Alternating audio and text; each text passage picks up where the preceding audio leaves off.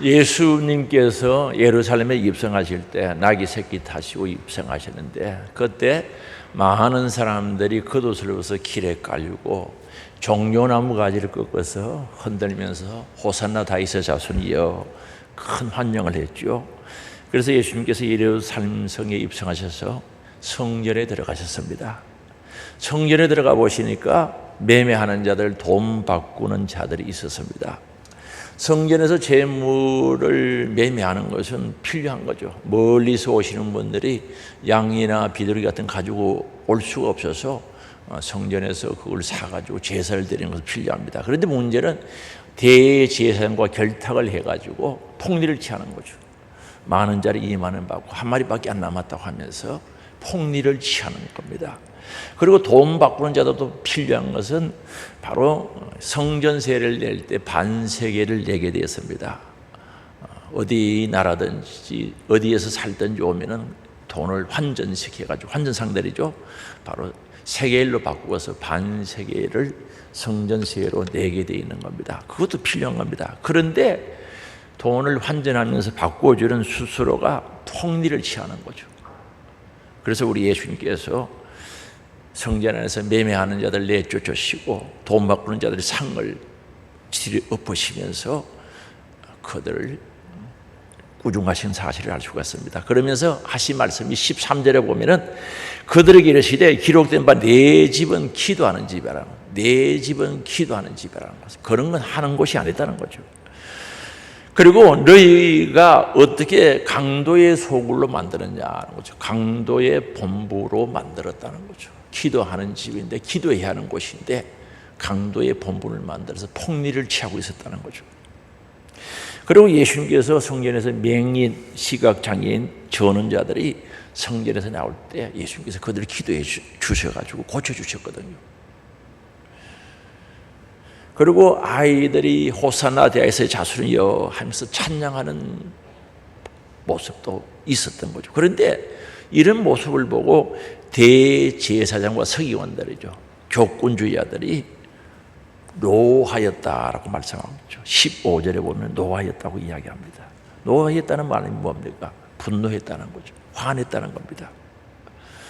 그래서 16절에 예수님께서 말씀하시기를, 예수께서 말하되 그들이 하는 말을 듣느냐? 예수께서 이르시되 그렇다. 어린 아이와 젖먹이들의 입에서 나오는 찬미를 온전하게 하셨다 함을 너희들 읽어보지 못했느냐는 거죠. 시편에 이렇게 기록되어 있는데 성경을 읽으면서 어린아이들, 젖먹이들이 찬양하는 그걸 주님이 온전히 받는다는 사실에 대해서 모르느냐는 거죠. 그래서 주님께서 그렇게 말씀하신 겁니다. 그런데 예수님께서 성전에 들어가셔서 보신 사건, 일어난 사건들이 뭡니까? 성전의 모습이 중요하거든요. 성전 건물 자체의 모습이 중요하다는 뜻이 아니라 그 안에서 신앙생활하는 사람들의 모습이 굉장히 중요하죠. 예수님은 성전에 들어가셔서 이런 모습을 보고 어떤 생각을 하셨을까요? 성전이 장사꾼들로 들끓고 있었다는 사실 아닙니까? 이걸 보면은 유대 종교가 당시에 얼마나 부패했는지, 세속화되었는지를 드러내주는 사건들이죠. 그리고 당연히 성전에는 치료해주고 영육을 치료해주고 찬송, 하나님을 찬송하는 찬송이 있어야 당연하지 않습니까? 그런데 이 교권주의자들이죠, 유대교 지도자들은 이걸 보고 노했다는 거예요. 노함이 있었다는 거죠. 분노했다는 겁니다. 그렇습니다. 성전은 기도하고 찬송하고 영육간에 치료해 주는 곳이죠. 그런데 예수님이 성전에 들어가서 보신 모습은 전혀 다른 모습이고 진실한 신앙의 모습을 찾아볼 수가 없었던 거죠. 구약 시대의 성전을 신약 시대 때는 교회라고도 할 수 있지 않겠습니까? 그럼 교회는 뭡니까? 교회는 예수님의 핏값으로 산 사람들의 모임, 공동체, 성도의 모임이죠. 예수를 구주로 믿는 사람들의 모임을, 그 공동체를 교회라고 합니다. 그러면 오늘 우리 예수님께서 교회의 모습을 보면 어떻게 보실까? 교회에 오셔가지고 주님이 교회를 이렇게 보시면은 건물이 아니죠. 신앙생활하는 모습을 보면은 어떤 생각을 하고 계실까? 뭘 요구하고 계실까? 우리 예수님께서 바로 성전에서 이런 모습들을 보시면서 제자들에게 요구하신 게 있다는 거죠. 예수님께서 이튿날 예루살렘 성으로 들어오시는데 무화과 나무가 있었던 것은 잎은 무성해요. 잎은 있는데 열매가 없었던 거죠. 예수님이 저주를 했던 겁니다. 열매 없는 나무라고, 영원히 열매 맺지 못하리라고 저주해 버렸죠. 그러면은 그 무화과가 저주하는 거 말라버리지 않습니까? 잎만 무성하고 열매 맺지 못한 결과 저주받아 말라버린 무화과 나무의 비참함은 무엇을 우리들에게 가르쳐주고 있는가? 성경 중심의 종교적인 열심을 그들은 보이고 있었지만 그러나 실제적으로 그들 안에는 경건의 열매가 없었던 거죠. 믿음의 열매, 진실의 열매, 거룩함의 열매, 하나님을 사랑하는 사랑함의 열매가 없었던 겁니다. 그래서 당시에 유대인들의 신앙생활하는 모습을 대비시키고 있는 거죠. 열매 없는 무화과 나무가 똑같다는 거죠.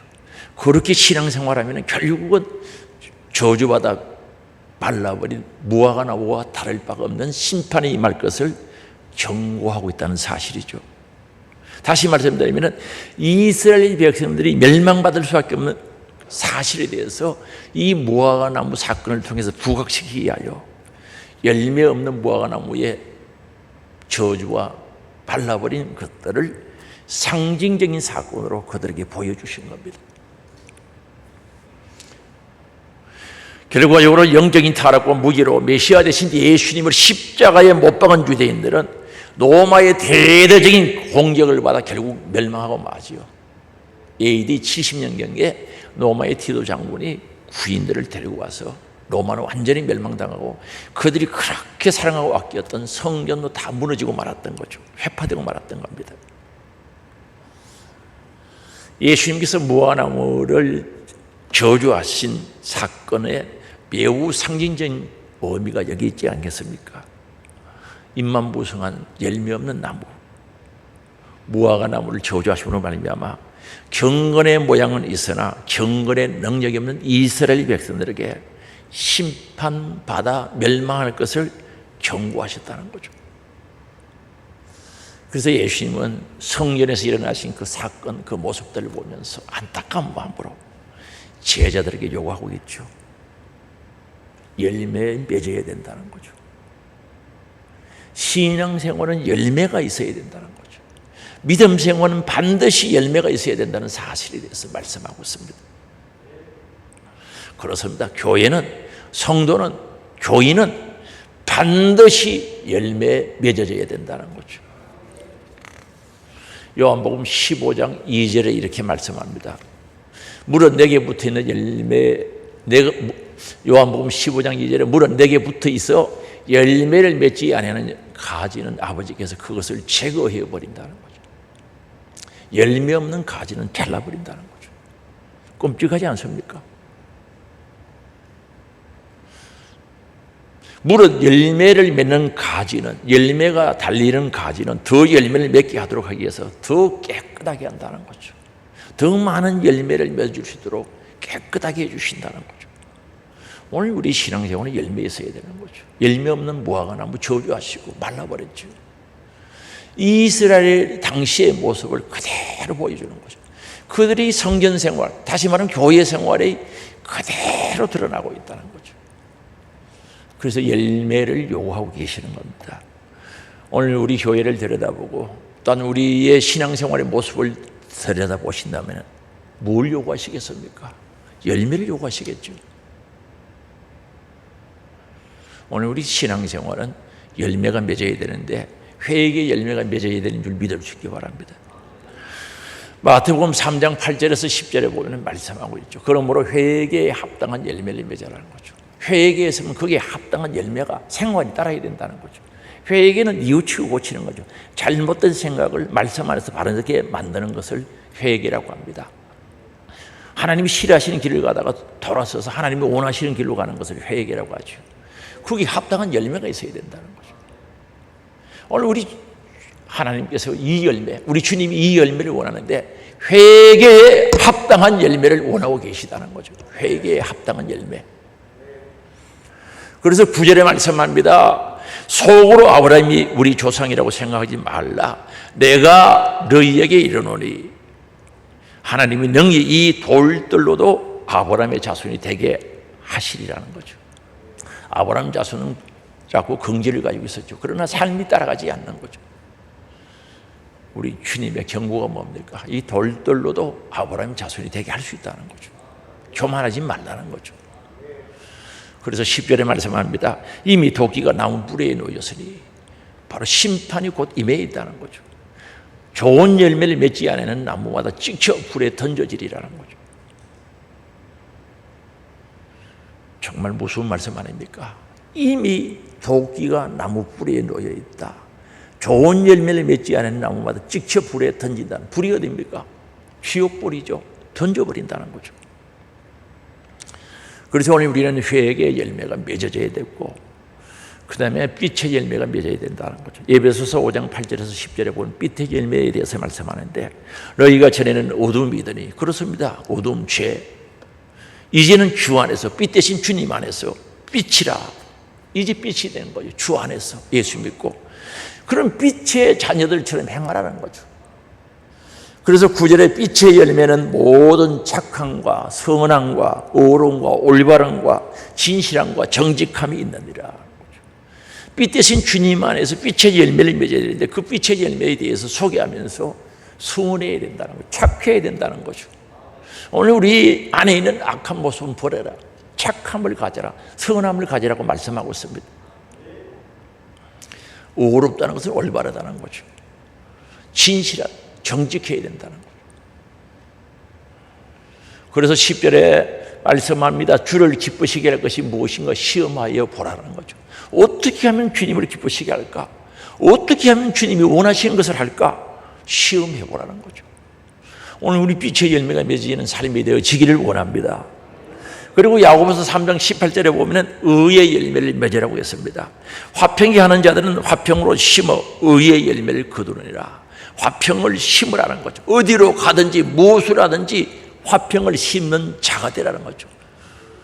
오늘들 피스맨이라고 하는데 화평을 심으라는 거죠. 어떤 사람은 어디로 가든지 화평을 깨는 사람이 있어요. 이 모임에 가면 화평이 깨지고 저 모임에 가면 화평을 깨는 사람이 있어요. 엉덩이 뿔난 사람들이죠. 그러면 안 된다는 거죠. 화평으로 심어 의의 열매, 올바른 열매를 거두라는 거죠. 이것 있어야 된다는 거죠. 의의 열매도 맺어지기를 원합니다. 그리고 계시록 14장 4절에서 5절에 보면은 처음 익은 열매를 맺어라 말합니다. 처음 익은 열매 좀 생각해야 될 것 같죠. 그런데 4절에 보면요, 이 사람들은 여자와 더불어 더럽히지 아니하고 신앙의 정죄를 지킨 사람이란 뜻이죠. 신앙의 순결을 지킨 사람입니다. 그래서 이 사람들은 여자와 더불어 더럽히지 아니하고 순결한 자라, 깨끗한 자라는 거죠. 주님만 사랑하는 자들이라고 말씀합니다. 어린 양이 예수님이 어디로 인도하든지 따라가는 사람, 그 길이 협착하든 좁은 길이든 좁은 물이든 어떤 길이라도 어린 양 대신 주님이 인도하면 따라간다는 거죠. 순종한다는 거죠. 따라가는 자며 사람들 가운데서 속량함을 받아, 속량은 구원받았다는, 구속받았다는, 죄와 파멸과 지옥에서 건진받았다는 거죠. 이게 속량이거든요. 지옥 갈 사람이 천국 가게 됐다는 뜻이죠. 죄인이 의인 되었다는 거죠. 마귀에게 소속되었던, 죄에 소속된 자가 하나님께 소속되었다. 신분과 소속이 달라진 자들을 속량받았다고 이야기합니다. 그래서 속량함을 받아 처음 익은 열매로라고. 그렇습니다. 우리 속량의 열매가, 구원의 열매가 있어야지. 예수 구원받고 구원의 확신, 구원의 분명함이 있는 열매, 처음 열매가 있어야 된다는 거죠. 하나님과 어린 양에게 속한 자들이라. 이들은 하나님께 소속된 자, 어린 양 대신 예수님께 소속된 자, 소속이 분명한 자라는 거죠. 오늘 우리 신앙생활의 열매는 소속이 분명해야 된다는 거죠. 하나님께 소속되고 예수 그리스도께 소속되고 어린 양 대신 예수님께 소속된 사람이어야 된다는 거죠. 예수님께 소속된 사람들은 예수님 말씀 들어요. 그 양은 그 목자의 음성을 듣게 돼 있어요. 그래서 여기에 처음 익은 열매라고 말합니다. 그리고 5절에 보니까 그 입에는 거짓말이 없고 흠이 없는 자들이라고 소개하고 있죠. 입에는 거짓말이 없는 거죠.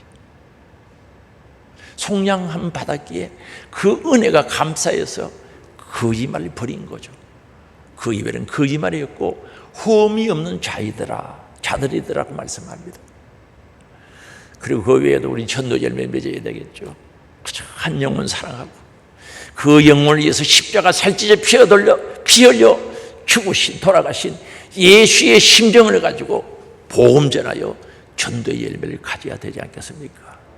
저 영혼 제대로 살다가 지옥 가는데, 아니 영원한 지옥에 떨어지는데 긍휼히 여기는 마음, 주님의 마음을 가지고 전도해서 전도의 열매를 맺어야죠. 그리고 기도의 열매도 맺어야 되지 않겠습니까? 구하라 주신다고 했는데, 기도하라고 명령하시는데 기도의 열매도 맺고요, 순종의 열매도 맺어야 되지 않겠습니까? 주의 말씀에, 주의 명령에 순종할 수 있는 순종의 열매도 맺어야 된다는 거죠. 이 모든 열매를 통하여 하나님 아버지에게 영광을 올려드려야죠. 주님은 오늘 그걸 요구하시죠. 그런데 오늘 우리는요, 좋은 열매, 아름다운 열매, 하나님께서 영광 받으실 열매를 맺기 위해서는 기회를 놓치지 말아야 된다는 거죠.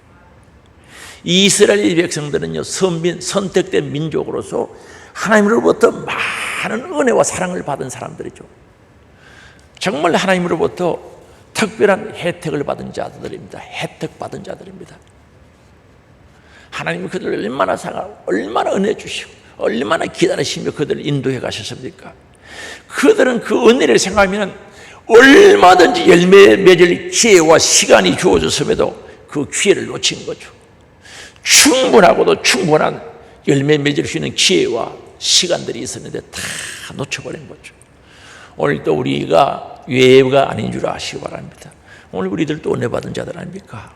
죄사함의 은혜, 죄 없다고 인정해 주시고 의의 옷을 입혀주신 그 은혜, 지옥 갈 사람 천국 가게 해주시고 하나님을 아버지라고 부를 수 있도록 은혜 주신 그 은혜, 얼마나 큰 은혜 받았습니까? 돈으로 살 수 없는 천국 받은 자들의 은혜. 우리가 이런 현은혜를 받고도 열매가 없다면 기회를 놓치고 있다는 사실이죠. 기회를 놓치고 있다는 증거입니다. 기회가 없어서 망하는 사람은 하나도 없습니다. 아이고 기회가 없어서 못했습니다. 빈말이라는 거죠. 아니다는 거죠. 아이고 기회가 없어서 충성 못했습니다. 기회가 없어서 기도 못했습니다. 기회가 없어서 사랑하지 못했습니다. 그 빈말이라는 거죠. 기회가 없어서 망하는 사람도 하나도 없고요, 단지 기회를 놓치거나 활용하지 아니함으로 말미암아 망하는 자들이 있다는 거죠. 주님은, 우리 예수님은 충분히 우리들에게 기회를 주신 겁니다. 오늘도 기회를 주셨고요, 의회도 주셨고요, 또 주셨습니다.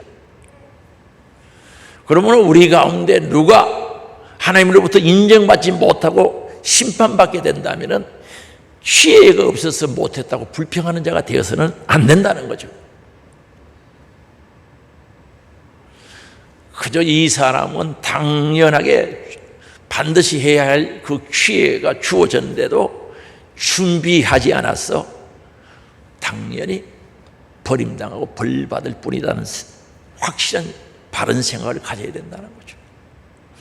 우리가 열천녀의 비유를 보세요. 마태복음 25장 13절 이하에 보면은 열천녀의 비유가 있거든요. 그게 보면은 다섯 천녀는 슬기로운 천녀, 지혜롭다는 거죠. 다섯 천녀는 미련하다는 거죠. 똑같은 기회에 똑같은 시간을 줬는데 슬기로운 다섯 천녀는 등불을 준비하고 신랑 대신 분을 맞이하기 위해서 등불을 준비하고 거기다 기름까지 준비한 거죠. 그런데 미련한 다섯 천녀는 등불만 준비하고 기름은 준비 못했던 거죠. 그럼 다섯 사람이 사는 환경이 다릅니까? 여기 다섯 사람 다릅니까? 똑같은 조건, 기회를 줬는데 준비한 사람들이 있었고 준비하지 못한 사람이 있었다는 거죠. 그래서 이 신랑이 드디어 오는 겁니다. 시간이 점점 더 오래 걸리죠. 신랑이 더듬으로 기름 준비된 자는 다시 기름을 보충해가지고 신랑을 맞이하는데, 기름 준비하지 못한 자들은 기름 사러 간 사이에 신랑이 왔어요. 신랑이 들어가버려 문이 젖혔어요. 바깥에서 두드립니다.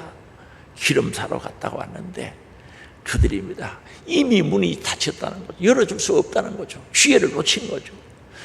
기회가 없어서 한 게 아니라 기회를 놓치고 기회에 준비하지 아니했기 때문에 신랑을 맞이할 수 없었던 사실을 알 수가 있습니다.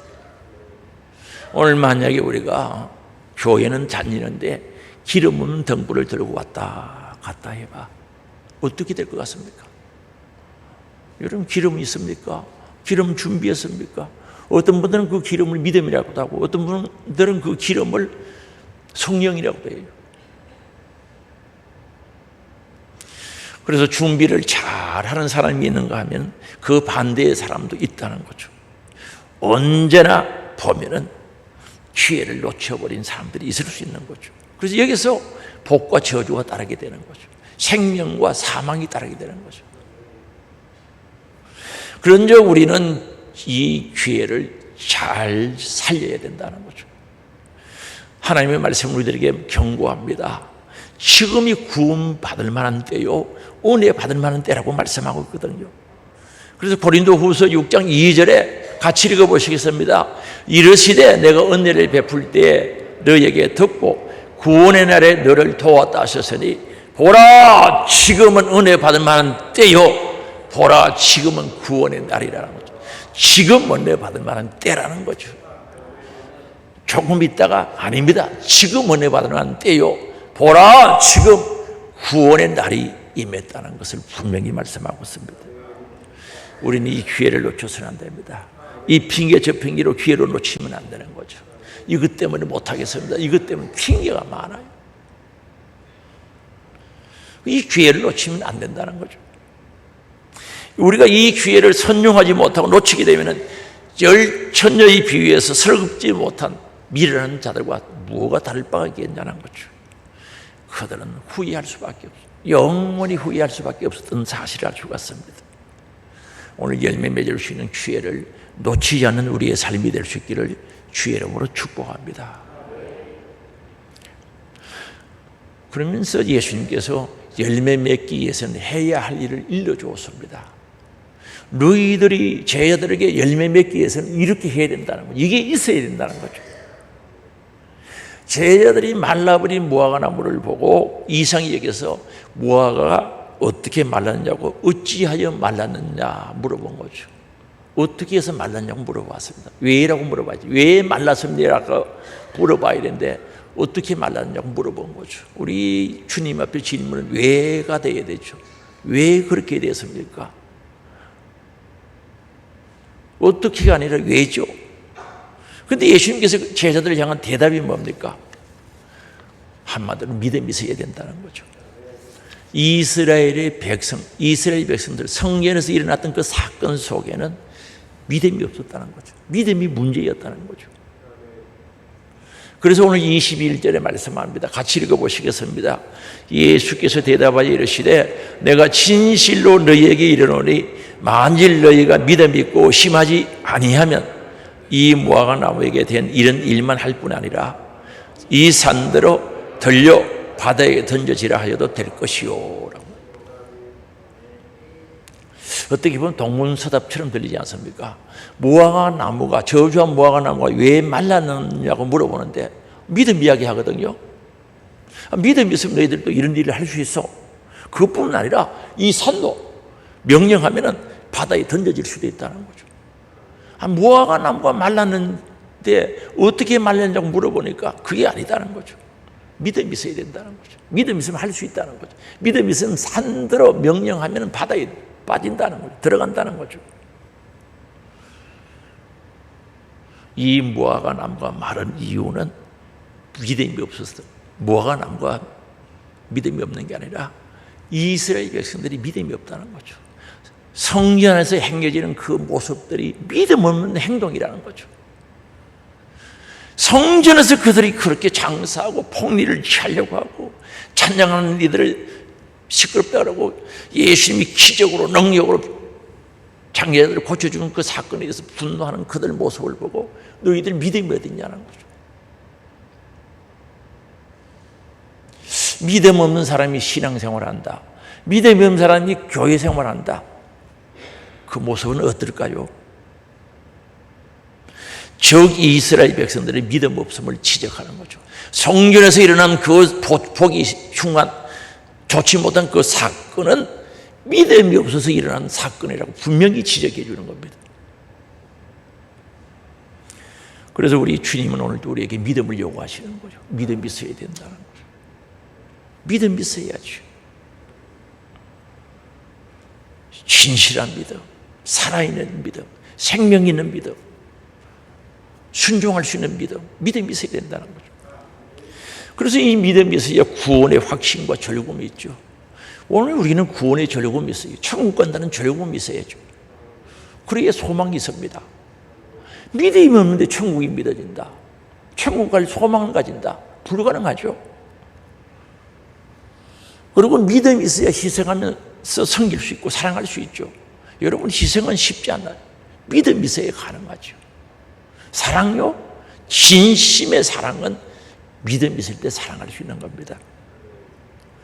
오늘 우리 하나님 말씀 지켜야 되는데, 말씀대로 살아야 되는데, 주님을 기쁘시게 해야 되는데, 믿음이 있어야 말씀을 지키죠. 말씀을 믿는 믿음이 있어야 말씀을 지킬 수 있는 능력이 오게 되는 겁니다. 믿음이 있어야 영원의 때를 위해 살죠. 영원한 영원의 때가 펼치는, 이 세상의 삶은 7, 80입니다. 길어야 그저 10년 더 보너스 주지요. 그러나 하나님 나라에 영원한 삶이 있는데, 내 영혼의 때를 위해서 살 수 있는 것은 믿음이 있어야 되는 겁니다. 천국이 안 믿어지는데 영혼의 때를 위해서 산다? 불가능하죠. 믿음이 있어야 거룩한 신부가 되어 신랑 대신 예수님 재림의 그날을 기다리고 사는 거죠. 오늘 우리 마음속에 거룩한 신부가 되어서 신랑 대신 예수가 재림할 그날을 바라보고 산다면 얼마나 희망찬 소망이 있는 삶이 되겠습니까? 오늘 우리 신앙생활은 믿음이 있어야 되거든요. 오늘 우리 교회 생활은 믿음이 있어야 되거든요. 우리 찬양대원들도 마찬가지죠. 믿음이 있어야 진실로 찬양할 수 있거든요. 중심에서 찬양을 올릴 수 있단 말입니다. 이 예수님의 말씀은 참으로 놀라운 말씀이 아닙니까? 믿음의 능력이 얼마나 큰지를 잘 보여주고 있다는 겁니다. 그런데 많은 사람들이 이 말씀을 실제적인 사건으로, 실제적인 말씀으로 받아들이지 않는 거죠. 그저 믿음을 강조하기 위해서 그저 말했다, 예화를 들었다는 그 정도만 생각하면 안 되겠죠. 우리 주님이 분명히 말씀하셨음에도 불구하고 그것을 부인한다면 참된 교회 생활이 이루어질 수 없는 겁니다. 오늘 우리 교회 생활이 아름다워야죠. 우리 교회 생활이 주님 보시기 귀해야죠. 사랑하는 성도 여러분, 우리 주님의 말씀은 실제적인 것입니다. 주님의 말씀은 실제적입니다. 이론이 아닙니다. 실제적으로 순종하는 역사가 그대로 나타나는 실제적인 말씀인 줄 믿을 수 있기를 바랍니다. 우리에게 하나님을 의심치 않는 생명 있는 믿음만이 산을 명하여 바다로 옮겨지는 역사를 경험할 수 있다는 거죠. 마태복음 17장 20절에 말씀하고 있지 않습니까? 오늘 우리에게 이 생명 있는 믿음이 있어야 됩니다. 같이 읽어보시겠습니다. 이르시되 너희 믿음이 작은 까닭이니라 진실로 너희에게 이르노니 만일 너희에게 믿음이 겨자씨 하늘만큼만 있어도 이 산을 명하여 여기서 저기로 옮겨지라 하면 옮겨질 것이요, 겨자씨 하늘만한 믿음, 작지만 하늘만한 믿음, 그 안에 생명이 있고 그 안에 능력이 있는 겨자씨 하늘만한 살아있는 믿음을 가지면 역사와 능력과 기적이 일어난다는 사실을 말씀하고 있죠. 그리고 마가복음 9장 23절에는 믿는 자들에게는 능치 못함이 없다 그랬어요. 무슨 말이냐? 할 수 있거든요. 무슨 말이냐? 믿는 자에게 능히하지 못할 일이 없다라고 말씀하고 있습니다. 사도 바울은 빌립보서 4장 13절에 내게 능력 주신 자 안에서 내가 모든 것을 할 수 있느니라. 믿음의 역사를 말씀하고 있는 거죠. 믿음은 모든 것을 이루게 하시고 주 안에서 가능하게 하시는 능력이 있는 줄 믿을 수 있게 바랍니다. 그래서 오늘 우리는 예배 생활, 기도 생활, 신앙 생활은, 교회 생활은 믿음이 있어야 된다는 거죠. 오늘도 믿음으로 예배가 드려지는 겁니다. 믿음의 예배를 드려야지. 믿음 없으면 예배가 자기 마음대로 늦게 슬슬 왔다가 휴대폰 오면 그거 들고 밖에 나가네. 중요하지 않으면 꺼버려. 그걸 붙잡고 있느냐는 거죠.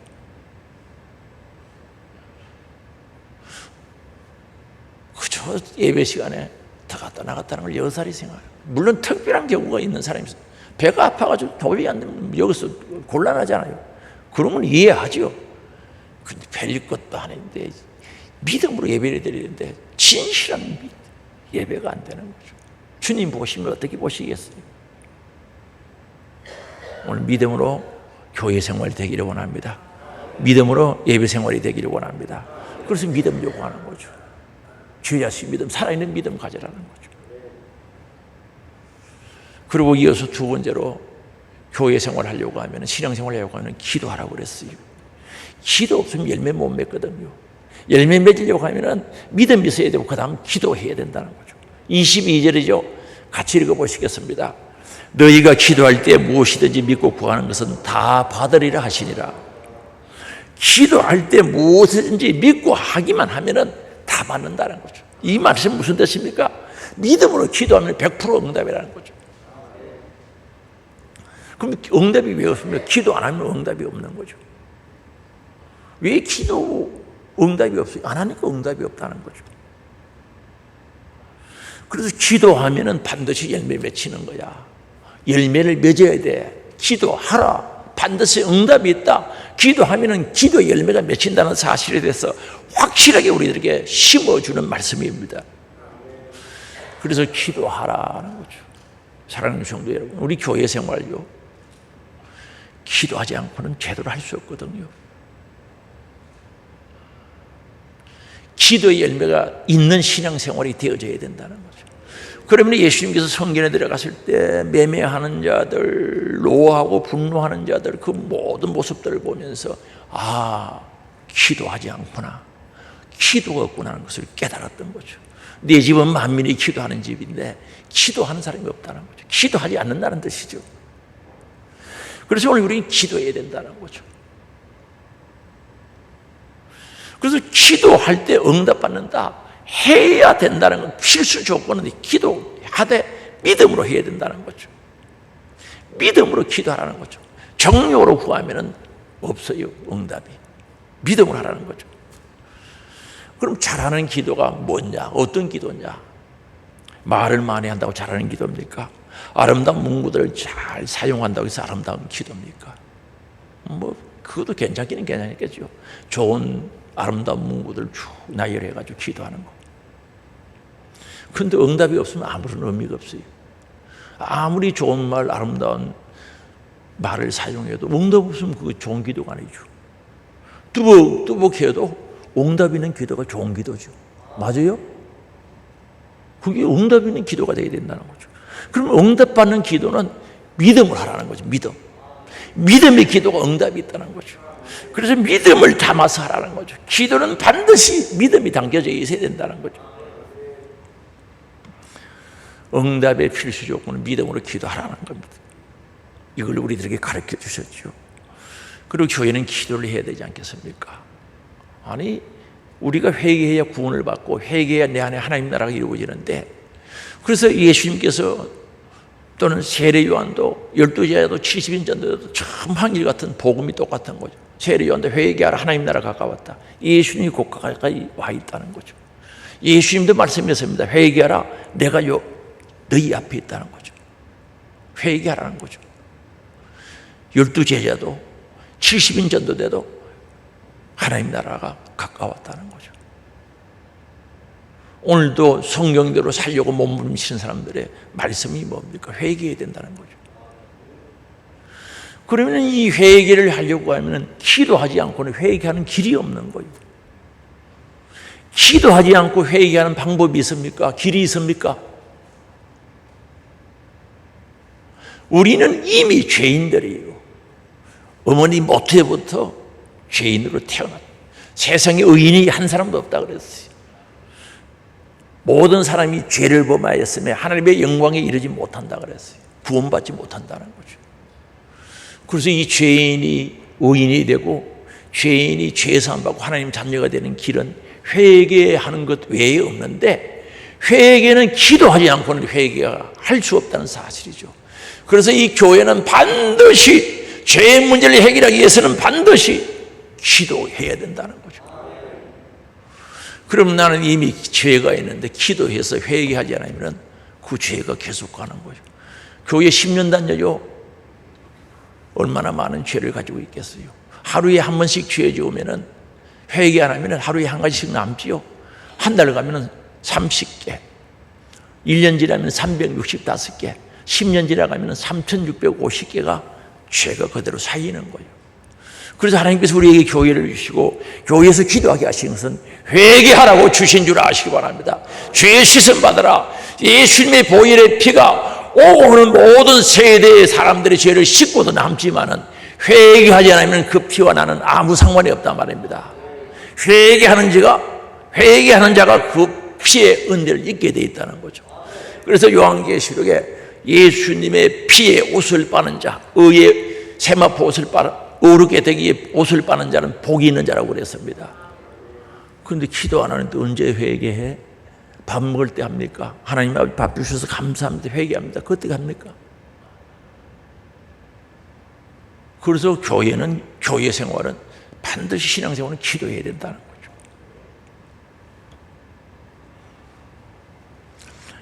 그리고 많은 사람이 열심히 기도해서 능력을 받아야 되는 거죠. 하나님 말씀을 순종하고 하나님 말씀을 지키고 정말 원수를 사랑하고 그들을 위해서 기도하고 정말 악한 유혹으로부터 이기기 위해서는 능력이 있어야죠. 능력 중에 가장 큰 능력은 자기 자신을 이기는 능력이죠. 자기를 이기는 능력, 속상할 때도 이기는 능력, 잣대고 형통할 때도 자기를 이길 수 있는 능력, 그게 가장 큰 능력이지. 우리가 잘 때도 자기를 이길 수 있는 능력이 있어야 돼요. 교만에 빠지지 않도록. 힘들고 어려울 때 상처받았을 때도 자기를 이길 수 있는 능력이 있어야 되는 줄 아시기 바랍니다. 그게 어디서 옵니까? 그 능력이. 여름에 시원한 에어컨 밑에서 한숨 낮잠 주무시고 나니까 오더라. 그게 아니에요. 기도하는 자에게 주신 줄 아시기 바랍니다. 기도하는 자에게 성령 충만, 기도하는 자에게 능력 충만으로 타고 온다는 사실을 기억할 수 있기 바랍니다. 그래서 기도하라는 거죠. 그리고 많은 사람들이 기도를 해서 응답 못 받았대요. 왜 못 받습니까? 일방적으로 자기 뜻을, 자기 생각을 구하기 때문에 응답이 없는 거죠. 하나님 이것도 주시고 이것도 주시고 주세요. 하나님의 뜻대로 구해야죠. 하나님의 뜻이 이루어지기를 기도하면은 왜 응답이 없겠어요? 달라는 거죠. 어떤 분은 달라는 것을 넘어서 가지고 하나님 앞에 뭐라고 표현할까요? 하나님 이거 안 주시면 안 되거든요. 하나님을 겁준다고 할까? 공을 친다고 할까? 그런 기도를 했어요. 안 됐어요. 좌절하죠.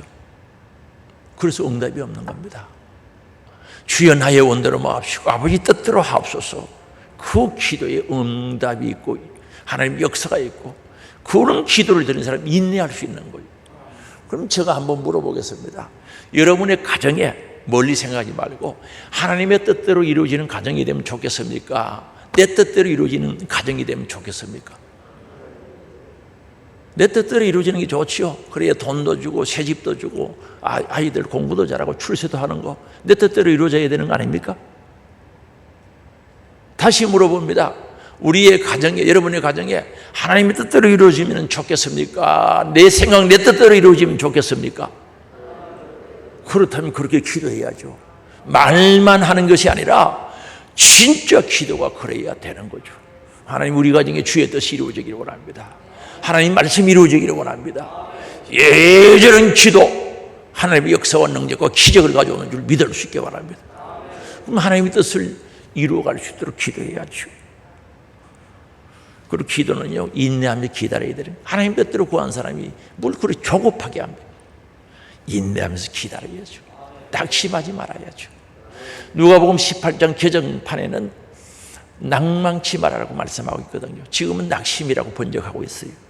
그 낭망이라는 단어 원어의 뜻은요, 권투 선수가 권투를 막 하다가 한 방 급소에 맞았어요. 딱 쓰러지는 모습을 낭망, 그 단어를 사용하고 있는 거예요. 그러면 오늘 우리는 기도하다가 낭망하면 안 된다는 거죠. 완전히 넘어져가지고 일어나지도 못하는 거죠. 기도합시다. 할 능력이 없어요.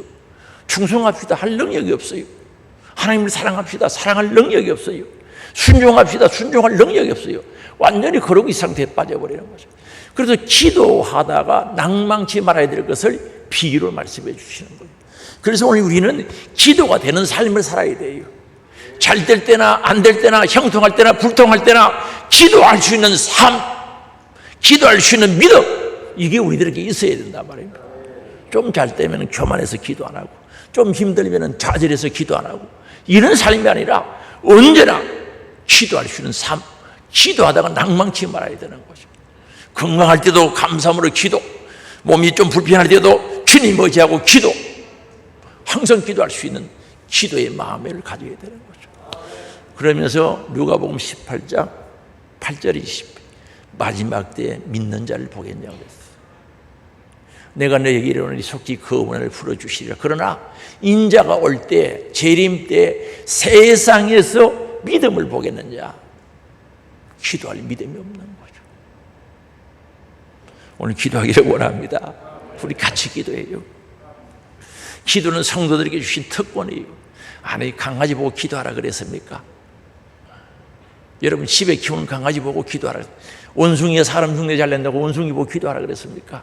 하나님의 형상과 모양대로 지음받은, 하나님이 생기를 부는 생명, 살아있는 하나님의 생명을 가진 영이 된 우리 사람들에게 기도하라 그랬지. 그래서 기도는 영혼의 호흡이란 말입니다. 이게 특권이죠. 오늘도 우리들에게 주신 사명이죠. 어떤 피조물에게도 기도하라고 하지 않았단 말입니다.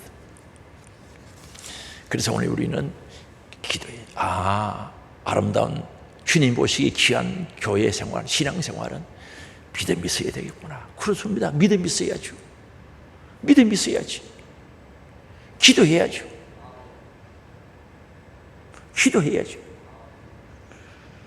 오늘 이 말씀에 저나 여러분이나 겸손히 순종할 수 있기를 바랍니다. 정말 우리 신앙의 회복을 위해서 제가 간증을 하는데 여러분 했던 겁니다. 이게 예배당을 지을 때 우리 교회 안에 주차장이 없지 않습니까? 법을 찾아서 이 큰 평수에 주차 7대를 할 수 있는 법을 찾아가지고 허가를 받은 거예요. 그래서 잘 안 보이죠. 그래서 우리 교회 안에는 법적 허용 주차장이 7대입니다. 그래서 이 동네에 사는 청년이 왔더라고요. 청년이. 주차장, 목사님, 주차장 없이 어떻게 이런 큰 예배당이 있습니까? 찾아온 거예요. 2번인가 3번인가 찾아왔어요. 그 동네 어른들이 가서 물어보라 해요. 어른 다는 아닐 것 같고요. 누가 물어보라 해서 물어보러 왔다고 이야기하더라고요. 왜 당신이 걱정하느냐고. 법적으로 다 허용된 범위 내에서 우리가 예배당 짓고 시에서 허가내줘서 짓는다고 걱정하지 말라고 그래서 보냈어요. 몇 번 찾아왔더라는 거죠. 그래서 저는 사실 그런 이 얘기를 들으면 마음에 부담이 되지 않습니까? 실제적으로도 주차장이 필요하고요. 그래서 우리 교회가 기도하기 시작했죠. 하나님, 주차장 필요합니다. 타 교회에서 오신 분들도 그런 얘기하고 가신 분들이 있다고 제가 들었어요. 직접 들은 건 아니고. 주차장 주세요. 아무리 둘려봐도 주차장 차지할 데가 없잖아요. 그래서 바닷가에 땅이 쭉 있으니까 그걸 보고 기도를 한 거죠. 밤에 찾아가서 거기 가서 기도도 하고 새벽에 찾아가서 기도도 하고 우리 교인들과 함께 기도했죠. 주차장 주세요. 주차장 없으면 안 됩니다. 하나님 주차장을 달라고 저렇게 믿음으로 기도했죠. 근데 어느 날 하루는 보니까 저 바닷가에 막 포크레인이 와서 막 작업을 하는 거예요. 저기요, 집이 5채가 있었거든요. 그게 뭐 하는 집인가 하면은 함석으로 이어진 집인데 고기 잡을 때 그물 같은 거 어구 보관하고 멸치 잡으면 멸치 상구하는 거 집이 5동 쭉 있었어요. 하나, 둘, 셋, 넷, 5개 있었는데 막 그걸 막 뜯는 거예요. 이야, 하나님이 드디어 우리 교회에 기도 들으시고 응답 주셨구나. 시에 나가서 시청에 도시교회까지 근무하는 교인에게 물어본 거예요. 이거 어떻게 되냐고 이 앞에 작업을 하는데 뭐 하느냐고 물어보니까 주차장이 아니고 삼지공원 한다고 대답을 주는 거예요. 그래서 이 삼지공원은 제가 처음 들어봤거든요. 어린이 공원, 대공원 이런 건 들어봤는데 삼지공원은 생전 처음 들어봐가지고 그 삼지공원이 뭐 하는 겁니까? 그러니까 잔디를 싹 심고 작은 나무를 심은 조그마한 공원들, 그걸 삼지공원이라고 한대요. 이 지역이 북부 해수욕장, 영열대 해수욕장 전체를 개발해야 되는데 이게 조금 지저분해서 그걸 정리하려고 삼지공원을 하려고 떴는데요. 순간적으로 좌절이 딱 되는 거예요. 저는 주차장 만든다고 그랬으면 좋았을 텐데 답이 제가 원하는 답이 아니었어요. 순간적으로 아차 실망이 딱 되는데 다시 생각한 건 아니다. 하나님은 살아계신 하나님은 어린이 대공원 같은 큰 공원도 주차장을 만들 수 있고 삼지공원을 뒤바꿔가지고 주차장을 만들 수 있는데 기도하자. 그런 결심을 하게 돼요. 그래서 기도를 한 거죠. 우리 교인들하고 열심히 기도했어요. 그럴 때는 제가 산기도 갔다 내려오면서 거기에 가서 또 기도하고 우리 교인들도 열심히 기도한 거죠. 그런데 나중에 한 일주일이 지나서 또 물어본 거예요. 궁금해서 그거 어떻게 됐냐고 하니까 그 삼지공원이 주차장으로 바뀌어버렸대요. 그 어떻게 그렇게 됐냐고 하니까 우리 교회는 하늘소망교회는 기도하고 여기에 영일대 해수욕장 주위에 횟집하고 장사하는 분들 상가 번영회가 있는가 봐요. 그분들은 월요일부터 금요일까지 시청받아가서 데모했다는 거죠. 우리들에게 주차장을 주세요. 우리 장사하기 위해서는 주차장이 없으면 장사 못합니다. 주차장 주세요. 월요일부터 금요일까지 데모한 거예요. 데모. 근데 그걸 받아들여 준 거예요. 받아들여서 삼지공원이 뭐로 바뀌어버렸습니까? 주차장으로 바뀐 거죠. 믿음의 힘인 줄 아시기 바랍니다. 기도의 능력인 줄 아시기 바랍니다. 나중에 들은 얘기인데 이 바닷가의 땅은 포항시 땅이 아니래요. 해양국토부 나라 땅이래요. 그때 마침 포항에 계신 분이 국토부 장관할 때인데 이 땅을 포항시에 돈 받고 임대하는 준 거예요. 그래서 저 앞에 주차장이 잘 만들어져 있어요. 그래서 주일날은 돈도 안 받죠. 이쪽에도 있고 이쪽에도 있고 그 주차장 만들어져. 그거 어떻게 만들어지는가? 믿음으로 기도했던 기도의 응답인 줄 아시기 바랍니다. 그래서 제가 뭐 질병 들은 건 아니고요. 동네에 계신 분들이 그랬대요. 교회에는 높은 사람이 있다고 그러더래요. 높은 사람. 높은 사람이 있는 게 아니라 높은 하나님이 계시지. 맞지? 어떤 높은 사람이 어떻게 힘을 써가지고 바꾼 걸로 알고 있는데 아니에요. 높이 계신 살아계신 하나님이 계신 거예요. 그래서 지금 주차장이 만들어진 거죠. 사랑하는 성도 여러분, 여러분의 기도는 능력이 있어요. 여러분의 기도는 힘이 있어요. 우리 기도 회복해야 됩니다. 믿음 회복해야 됩니다. 하나님의 역사와 능력을 체험하지 않았습니까? 이 기도와 믿음과 기도가 회복되기를 원합니다. 그래서 오늘도 우리 주님은 우리들에게 믿음을 요구하시고 기도를 요구하고 계시지 않습니까? 그 이유는 이제 알았죠. 열매 맺으라는 거죠. 신앙생활은 믿음 없이 못해요. 하루 이틀이지. 기도 없이 할 수 없어요. 영적인 신령한 보충이 되지 않으면 끝나요. 열심히 하다가 지쳐버려요. 끊임없이 능력을 공급받아 기도해서 능력 공급받아야 되는 겁니다.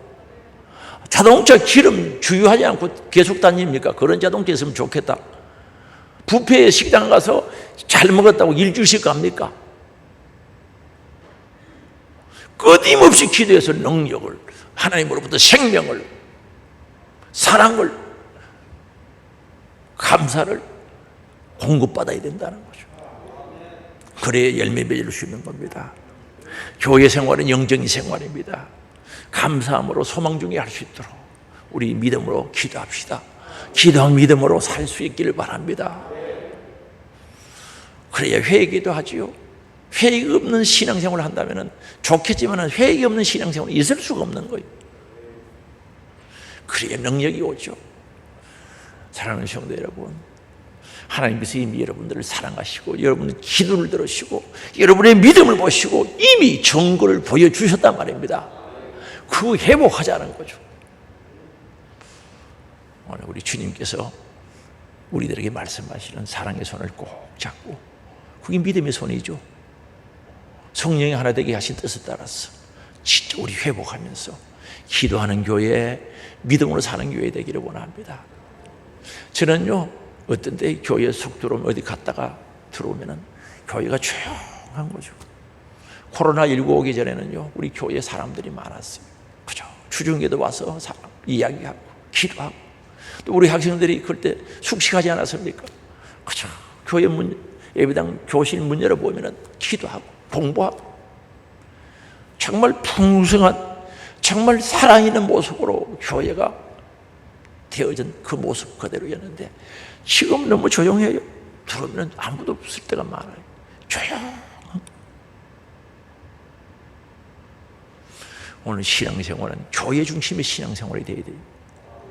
교회 중심. 시간 나면 교회 와서 기도하고, 교회에서 와서 성경 보고, 교회에서 찬송하고, 하나님의 기적과 능력과 역사를 체험하고, 이게 신앙생활이 되어져야 된다는 거죠. 오늘 주님이 우리에게 요구하시고 제자들에게 요구하신 그 요구하신 말씀을 마음속에 또는 내 귀로 듣고 마음속에 새겨서 우리 함께 승리의 길로 나가기를 원합니다. 진부하기를 원합니다. 진부하기를 원합니다. 그래서 다 주 안에서, 예수 안에서 승리자가 될 수 있기를 주의 이름으로 축복합니다. 우리 주여 한번 부르고 통성으로 회개하며 결단의 기도드립니다. 주여!